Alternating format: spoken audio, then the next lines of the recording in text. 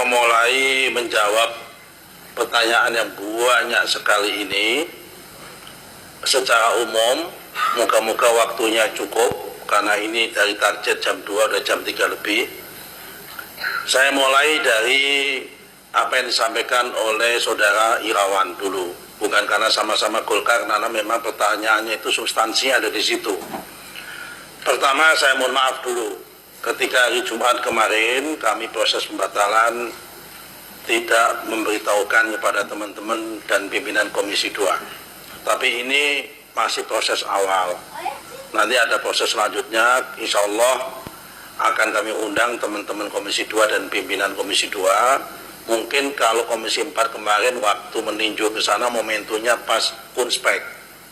Nah, mungkin pas ada kunspek kita samakan di situ atau bagaimana ini kita atur bersama. Karena itu saya mohon maaf yang hari Jumat kemarin karena memang kami butuh quick respon untuk mengembalikan kepercayaan publik, tapi mohon maaf tidak sempat ngasih tahu kepada Pak Ketua dan Bapak-Bapak yang lain. Kenapa cuma 50? Ya itulah Pak, tadi saya katakan prosesnya memang tidak gampang untuk membatalkan satu sertifikat itu karena katun. Keputusan tata usaha negara itu memang harus mengkonfirmasi satu persatu. Itu pun dari yang 50 ada mereka yang tidak rela dibatalkan. Dan itu kami paksakan. Dan memang ada potensi dan celah untuk mereka untuk melakukan gugatan ketun. Tapi kami yakin kalau ketun itu kita buat karena memang fakta materialnya memang mendukung untuk itu dibatalkan. Itulah Bapak-Bapak sekalian, saya terima kasih sekali sama Pak Irawan mengingatkan ini. Kenapa kalau orang Jawa bilang kita tidak bisa sadek saknyek langsung batal semua, itu nggak bisa. Karena memang proses tata usaha negara itu kita lalui. Bahkan kami kan menggunakan jangan sampai kita itu ingin memberantas kebatilan tapi dengan menggunakan cara yang batil juga kan nggak boleh. Kita harus dengan memberantas kebatilan tapi dengan cara yang baik dan cara yang benar begitu. Itu karena itu memang dari situlah prosesnya. Saya terima kasih sekali diingatkan sama saudara Irawan karena memang itulah harusnya proses yang harus dilalui adalah melalui itu. Mengenai masalah tindak lanjut pidana, Bapak-bapak sekalian, saat ini pihak APH sudah masuk. Jadi tanpa kami melakukan proses tindak lanjut ke pidana pun APH memang sudah melakukan inisiasi di bidang itu. Mulai dari proses pemalsuan dokumen di bawah yang melibatkan Pemda, mulai dari pemalsuan dokumen PBB, dokumen kiriknya dan sebagainya sudah diproses semua oleh APH. Jadi perkara masalah ini kemudian setelah kami secara administrasi selesai, bola akan lari kepada proses pidananya. Kalau didorong ke sana, apakah ATF BPN akan mengeluarkan inisiasi itu? Tanpa kita ada inisiasi sudah ada proses.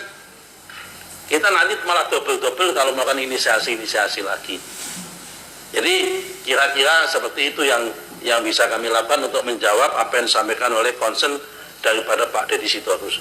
Tapi apa pelajaran yang kita ambil dari kasus ini, kasus Tangerang, kasus Bekasi, kasus Sidoarjo dan sebagainya, ini menjadikan refleks minimal menjadi 3 hal. Catatan kami yang harus kita benahi dalam waktu singkat ini. Pertama, memang Permen 16 tahun 2022 ini harus dievaluasi.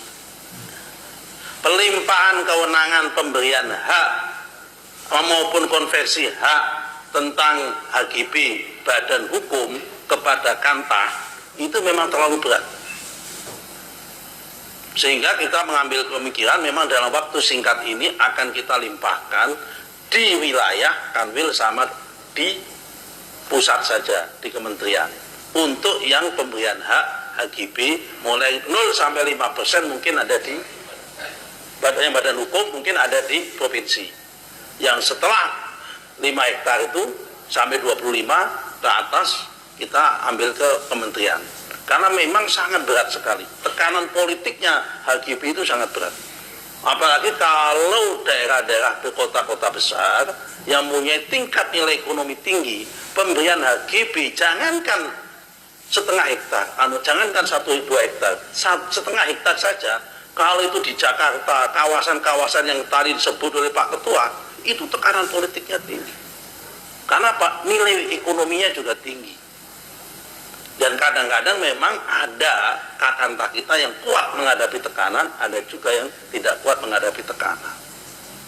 Karena tadi memang kalau kita bicara masalah kasus Tangerang, belajar dari situ, secara prosedur, secara legal, secara yuridisnya lengkap, secara administrasi. Jadi ada juga mereka membayar PBB juga, ada PBB-nya. Saya nggak tahu juga kenapa laut ada PBB-nya. Jadi ini kalau memang ini melibatkan banyak pihak, ya memang betul melibatkan banyak pihak. Ada sertifikat kirinya, ada dokumen keterangan, ada lengkap. Secara prosedur maupun secara yuridis tidak ada yang dilalui. Kami sudah periksa satu persatu. Karena sebelum membatalkan itu kami memeriksa satu persatu. Hanya ketika kita cek fakta materialnya saja, kenanya di fakta materialnya itu. Nah, ngecek fakta material ini kan harus dicocokkan, dipanggil dulu dan sebagainya. Itu pun banyak sekali ketika kami selesai sholat Jumat, ada beberapa SAM yang kami batalkan, saya di demo di kohort itu. Bagaimana nasib kami Pak kalau nanti dibatalkan? Bagaimana ini? Nah, ini juga menjadi pertanyaan apa yang disampaikan oleh Saudara Irawat tadi. Memang begitu keadaan yang ada. Kemudian yang poin kedua, ini yang soal Tangerang, soal ini pembelajarannya itu di situ. Yang pertama adalah pemberian kewenangan. Yang kedua adalah kami perlu meningkatkan risk manajemennya kuat. Dengan adanya fakta ini, apapun ceritanya menandakan risk manajemen di lingkungan internal kami lemah masih. Berangkat dari sini, kami akan mewajibkan semua pejabat yang punya otoritas, baik itu kasih maupun kepala kantor, maupun kanwil, maupun kabid, maupun direktur, maupun dirjen, mulai tahun ini akan kami wajibkan harus ikut dan wajib lulus pelatihan sertifikasi manajemen risiko. Persis mau saya berlakukan seperti pengelolaan lembaga keuangan baik bank maupun non-bank. Di bank itu, karena juga pelayanannya sama, itu sama. Yang namanya kepala pimpinan cabang bank itu wajib lolos sertifikat manajemen risiko. Karena mengelola duit uang ini sama aja, ini mengelola aset orang. Nah, karena itu ini akan kita tingkatkan, akan kita wajibkan untuk pembelajarannya untuk ini hikmah yang kedua itu adalah tentang manajemen risiko. Yang nomor 3, memang APIP kita, ya kan, inspektorat kita memang harus lebih ketat. Kalau tadi ada usulan-usulan seperti perlunya ada Peneghakum di dalam Dirjen Gakum, kemudian perlunya ada peradilan pertanahan untuk percepatan dan sebagainya, itu bagi kami bonus.